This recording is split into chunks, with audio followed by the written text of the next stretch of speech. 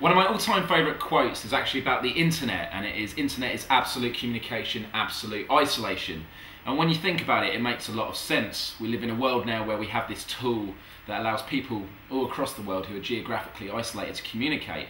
But at the same time, if we don't translate these communications into real life events, then it is kind of worthless, because all we'll be doing our entire lives is sitting in a room chatting to a screen. Especially in the past year, I've received a lot of concerns from people in all walks of life that I have become friends with, saying, "Why are you ignoring me, Myles? Why haven't you been in touch lately? Do you hate me? Have I done something wrong? Or you've been such a dick?" And it's really hard, because I've had to step back and think, have I done something wrong, in the way I've been dealing with my friends?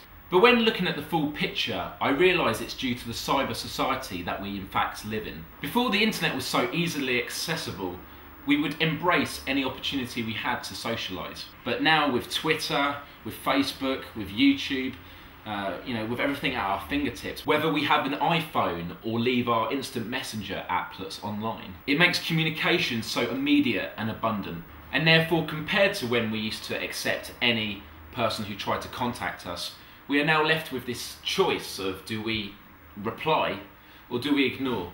And it's not that we're intentionally trying to be disrespectful, but if I was to respond to every single mail I got, if I was to respond to every single instant message or text message, even if it was just me saying, "I can't talk right now," I wouldn't have anything to talk about anyway, because my life would just be responding to people.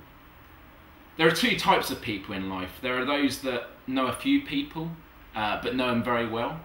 And then there are those people that are hubs, and people that know vast quantities but don't know them that great.